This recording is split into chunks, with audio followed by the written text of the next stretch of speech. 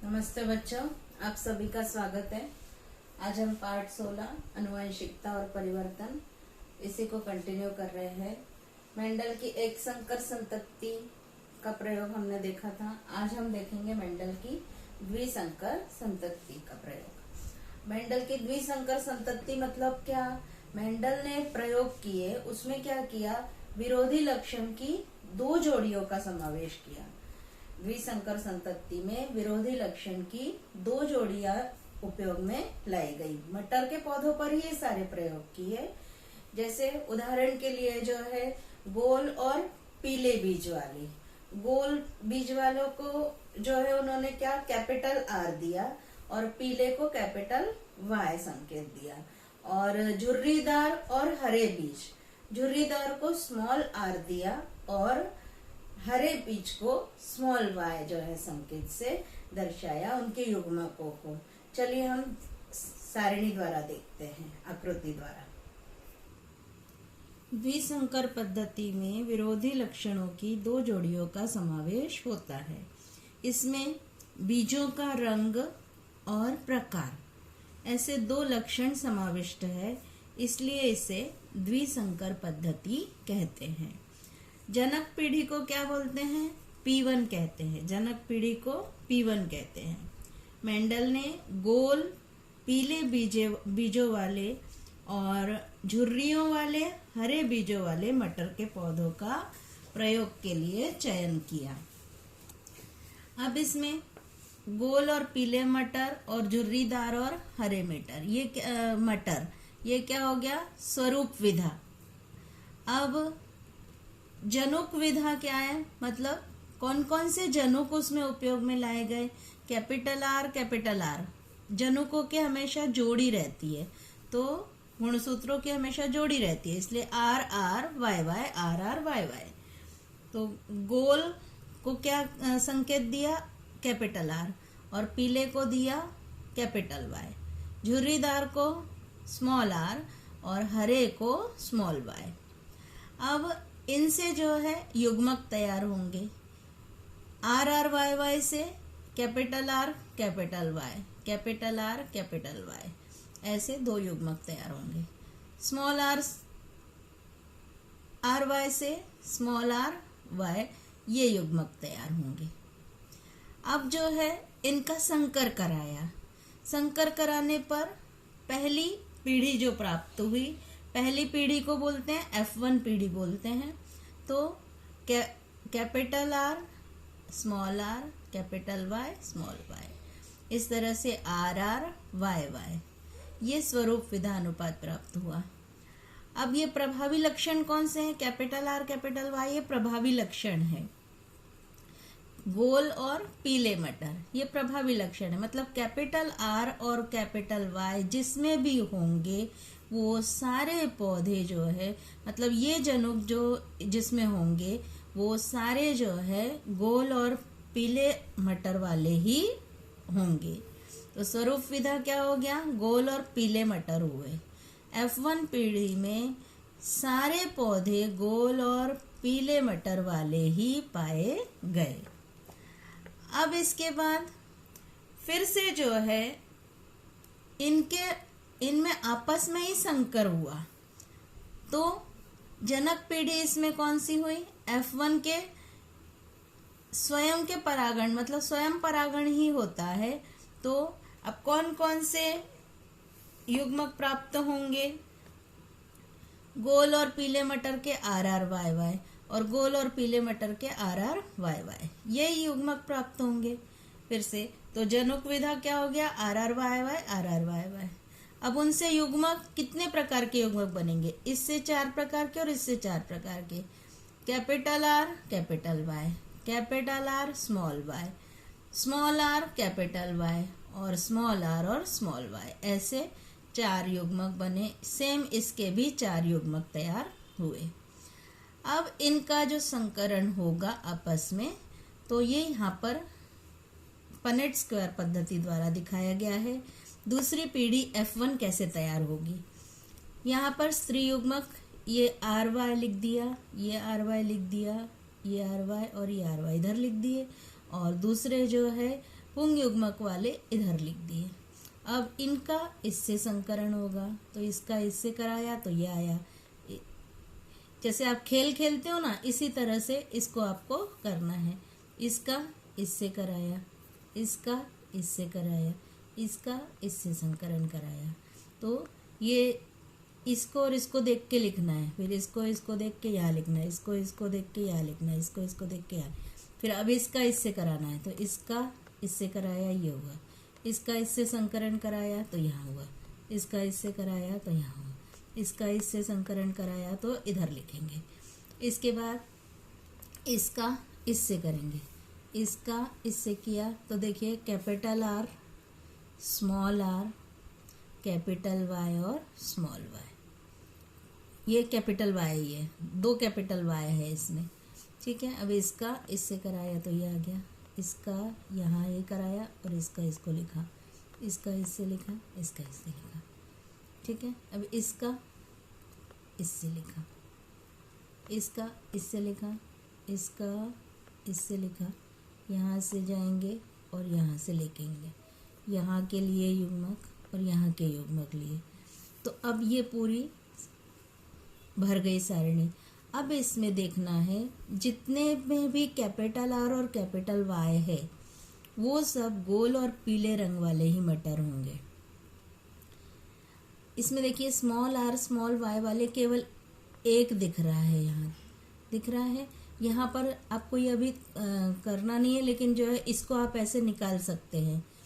गोल और पीले कितने मटर दिख रहे हैं, गोल और पीले वाले 1 दिख रहा है, 2 दिख रहा है, 3 दिख रहा है, 4 दिख रहा है, फिर इसमें नहीं है देखिए, फिर ये 5 है, फिर 6 है, 7 है, फिर 8 है और 9 है। गोल और पीले का अनुपात कितना है, 9 है, 9 अनुपात है, ठीक है। इसी तरह से आपको निकालना है। अब पीले और झुर्रीदार, पीले मतलब कैपिटल आर होने चाहिए और स्मॉल आर होना चाहिए, ऐसे वाले ढूंढोगे और यहाँ लिखोगे। गोल और हरे झुर्रीदार, ऐसे सब इसमें से ढूंढ ढूंढ के आप अनुपात लिखना है इसको आपको, ठीक है। अब इसमें आप देखेंगे कि स्वरूप विधा अनुपात जो है क्या है, गोल और पीले के 9, फिर पीले और झुर्रीदार के 3, गोल और हरे 3 आएंगे इसमें, और हरे और झुर्रीदार केवल 1 ही है। तो अनुपात क्या हो गया, 9:3:3:1 जो है ये अनुपात आता है, स्वरूप विधा अनुपात आता है। और जनुक विधा भी अनुपात, आपको ये जनुक विधा निकालना है कि ये small capital R capital Y वाले ये कितने हैं, फिर कैपिटल आर कैपिटल वाई और स्मॉल वाई वाले कितने हैं, ऐसे आपको संख्या लिखनी है। तो ये आपका जनुक विधा अनुपात आ जाएगा और ये आ गया स्वरूप विधा अनुपात आएगा। जैसे अनुपात मेंडल ने विचार किए थे, सेम वैसे ही जो है निष्कर्ष पाए गए। इसके बाद बच्चों अगला टॉपिक हमारा रहेगा आनुवंशिक विकृति, जेनेटिक डिसऑर्डर। यहाँ पर मनुष्य में मानव के सामान्य गुणसूत्रों की सारिणी दिखाई गई है, दिख रहे हैं। मनुष्य में 46 गुणसूत्र पाए जाते हैं, 23 जोड़ियों के रूप में ये गुणसूत्र होते हैं। यहाँ दिखाई गई हैं 23 जोड़ियां। गुणसूत्रों की जोड़ियों का आकार और आयतन में भिन्नता होती है। इन जोड़ियों को यहाँ पर अनुक्रमांक दिए हुए हैं, दिख रहे हैं। यहाँ 23 जोड़ियां दिखाई गई हैं। गुणसूत्रों की 23 जोड़ियों में से 22 जोड़ियां अलिंगी गुणसूत्रों की होती हैं। ये जरूरी नहीं है कि गुणसूत्र एक ही आकार के हों, आयतन भी अलग हो सकता है और इनका आकार भी अलग होता है। इस तरह की जोड़ी जोड़ी में गुणसूत्र पाए जाते हैं। 23 जोड़ियां गुणसूत्र की होती है। इसमें से 22 जोड़ियां जो है अलिंगी गुणसूत्रों की होती है। तो एक जोड़ी जो होती है वो लिंग गुणसूत्रों की होती है। स्त्रियों में ये गुणसूत्र 44 प्लस XX गुणसूत्र होते हैं, ऐसे 46 होते हैं। तो पुरुषों में ये गुणसूत्र 44 प्लस XY ऐसे दर्शाए जाते हैं। योहान मेंडल ने अपने प्रयोग में कारकों के अर्थात जनुकों के दो प्रकार बताए। इसके लिए उन्होंने प्रभावी और अप्रभावी ऐसे शब्दों की रचना की। अब आनुवंशिक विकृति क्या होती है? गुणसूत्रों की अपसामान्यता के कारण या फिर जनुकों में उत्परिवर्तन के कारण। उत्परिवर्तन मतलब अचानक परिवर्तन के कारण होने वाले जो रोग होते हैं उसे आनुवंशिक विकृति कहते हैं। गुणसूत्रों की अपसामान्यता के कारण मतलब कुछ उसमें असामान्यता आ जाती है, सामान्य गुणसूत्र नहीं रहते हैं, या जनुकों के उत्परिवर्तन मतलब अचानक परिवर्तन हो जाने के कारण जनुक का कोई भाग ही बदल जाए, जनुक का आधा भाग बदल जाए, जनुकों की संख्या में परिवर्तन हो जाए, तो गुणसूत्रों की संख्या में परिवर्तन हो जाए, तो जो रोग उत्पन्न होते हैं वो आनुवंशिक विकृति कहलाते हैं। इस विकृति में गुणसूत्रों की संख्या अधिक हो सकती है या कम भी हो सकती है। गुणसूत्रों के कोई भाग का लोप हो जाता है या फिर गुणसूत्र इधर से उधर स्थानांतरित हो जाता है, ऐसी भी हो सकता है। इसमें कौन कौन सी आनुवंशिक विकृतियां होती हैं? आनुवंशिक विकृतियों के उदाहरण हैं फाक होठ मतलब आधा कटा हुआ होठ रहता है, रंजकहीनता, शारीरिक व्यंग हो सकते हैं, सिकल सेल रक्ताल्पता होती है, हीमोफीलिया जैसे शारीरिक क्रियाओं के दोष ये आनुवंशिक विकृति के उदाहरण हैं। मानवीय कोशिका के गुणसूत्रों की संख्या, उनके लिंग सापेक्ष प्रकार और उन पर स्थित जनुकों के प्रकार, प्रभावी या अप्रभावी, इन मुद्दों को ध्यान में रखकर आनुवंशिक विकृतियां कैसी होती हैं, उनका संक्रमण कैसा होता है, ये समझ में आता है। अब ये आनुवंशिक विकृतियां 3 प्रकार की होती हैं। पहला होता है गुणसूत्रों की अपसामान्यता के कारण निर्माण होने वाली विकृतियां, मतलब गुणसूत्रों की कुल संख्या में बदलाव आ जाता है, कुछ समस्याएं निर्मित हो जाती हैं, गुणसूत्रों की संख्या बदल जाती है। अलिंगी गुणसूत्रों की संख्या में कमी आने पर जन्म लेने वाली संतति की प्रजनन क्षमता बाधित नहीं होती है। इसके विपरीत अर्भक के कुल गुणसूत्रों की संख्या में अलिंगी गुणसूत्रों की जोड़ी अधिक हो जाने पर बालकों में शारीरिक और मानसिक दोष हो जाते हैं और उनकी आयु मर्यादा भी कम हो जाती है। इसी तरह के हम दोष देखेंगे कौन कौन से जो है विकृतियां गुणसूत्रों की अपसामान्यता के कारण होती है। पहली विकृति दिखाई गई है डाउन सिंड्रोम अथवा मंगोलिकता इसे कहते हैं। इसमें यहाँ पर डाउन सिंड्रोम बाधित बच्चा कैसा होता है इसका चित्र दिखाया है। गुणसूत्रों की अपसामान्यता के कारण ये डाउन सिंड्रोम या मंगोलिकता ये विकृति होती है। यहाँ पर जो है ये खोजी गई पहली गुणसूत्रीय विकृति है। इसमें गुणसूत्र कुल 47 गुणसूत्र दिखाई देते हैं। कितनी जोड़ियां होती है गुणसूत्रों की? 46। लेकिन ऐसे बालकों में या ऐसे अर्भकों में 47 गुणसूत्र दिखाई देते हैं। इस विकृति को ट्राइसोमी ऑफ 21 ऐसा कहते हैं।